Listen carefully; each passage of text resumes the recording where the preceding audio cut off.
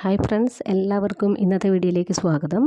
അപ്പോൾ ഇന്നത്തെ നമ്മുടെ വീഡിയോ എന്ന് പറയുന്നത്, ഇപ്പോൾ പ്രത്യേകിച്ച് വേനൽക്കാലമൊക്കെയാണ്, ചൂട് അധികരിച്ച് വരുന്ന സമയമാണ്.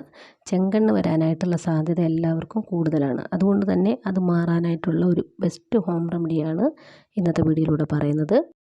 അപ്പോൾ അതിനായിട്ട് ഇതുപോലൊരു പാത്രം എടുത്തിട്ട് ഒരല്പം കരിന്തുളസിയുടെയോ അല്ലെങ്കിൽ കൃഷ്ണ തുളസിയുടെയോ ഇല എടുക്കുക. വളരെ കുറച്ച് മാത്രം മതി, ഒരുപാടൊന്നും വേണ്ട. ഈ ഇലയുടെ നീര് എന്ന് പറയുന്നത് നമ്മുടെ ചെങ്കണ്ണ് മാറാനായിട്ട് ഏറ്റവും ബെറ്ററായിട്ടുള്ള ഒന്നാണ്. എന്നാൽ ഇത് നേരിട്ട് ഡയറക്റ്റായിട്ട് നമ്മൾ കണ്ണിലേക്ക് ഉറ്റിക്കാൻ വളരെ പ്രയാസമാണ്. ഭയങ്കര എരിച്ചിലായിരിക്കും.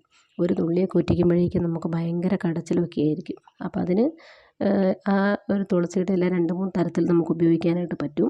അപ്പോൾ ആദ്യം നമ്മൾ ഇതുപോലെ എടുത്ത് വയ്ക്കുക. നല്ല കഴുകി വൃത്തിയാക്കിയതിന് ശേഷം വേണം ഇത് ഉപയോഗിക്കാനായിട്ട്. അതുപോലെ തന്നെ പിന്നെ ഒരു ഇൻഗ്രീഡിയൻ്റ് കൂടെ വേണ്ടതെന്ന് പറഞ്ഞാൽ നമ്മുടെ മല്ലിയാണ്, പച്ചമല്ലി. ഈ മല്ലി അതുപോലെ തന്നെ നല്ല കഴുകി വൃത്തിയാക്കി എടുക്കണം. കടയിൽ നിന്ന് വാങ്ങുന്ന മല്ലിയൊക്കെ ആണെങ്കിൽ നല്ലതുപോലെ അഴുക്കുണ്ടാവും. അതൊക്കെ നമ്മുടെ ആ കണ്ണിലോട്ടൊക്കെ ഒഴിക്കുന്ന സമയത്ത് വളരെ അതിന് പലതരത്തിലുള്ള അണുക്കളും ഉണ്ടാവും. അതുകൊണ്ട് തന്നെ നല്ല വൃത്തിയായി കഴുകിയെടുക്കുക. എന്നിട്ട് ഇത് രണ്ടും കൂടെ നമ്മൾ ഒരുമിച്ചാണ് ചെയ്യുന്നത്. ഇതൊരു ഒരുമിച്ചെടുത്തതിന് ശേഷം നമ്മൾ ഉപയോഗിക്കുകയാണ് ചെയ്യുന്നത്. ഈ 2 മല്ലിയും ഈ കരിന്തുളസിയുടെ ഇലയും എന്ന് പറയുന്നത് ചെങ്കണ്ണ് മാറാനായിട്ട് ഏറ്റവും ബെറ്ററായിട്ടുള്ള ഒന്നാണ്. ഒത്തിരി പേർക്ക് നല്ല റിസൾട്ട് കിട്ടിയിട്ടുള്ളതുമാണ്.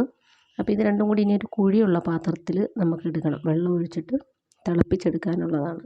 അപ്പോൾ ഒരല്പം കുഴിയുള്ള പാത്രത്തിൽ വെള്ളം എന്ന് പറയുന്നത് നമുക്ക് അതിൻ്റെ ഒരു പാകത്തിന് 2-3 ഗ്ലാസ് വെള്ളം മതി. ഒന്ന് തിളച്ച് ചെറുതായിട്ട് അതൊന്ന് വറ്റുകയും ചെയ്യും.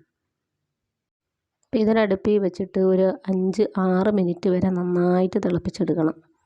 അപ്പോൾ ഇതിൻ്റെ വെള്ളത്തിൻ്റെ നിറമൊക്കെ മാറി ഈ മല്ലിയുടെയും തുളസിയുടെയൊക്കെ പൂർണ്ണമായിട്ടുള്ളൊരു ഔഷധം ആ വെള്ളത്തിലേക്ക് ഇറങ്ങി വരും.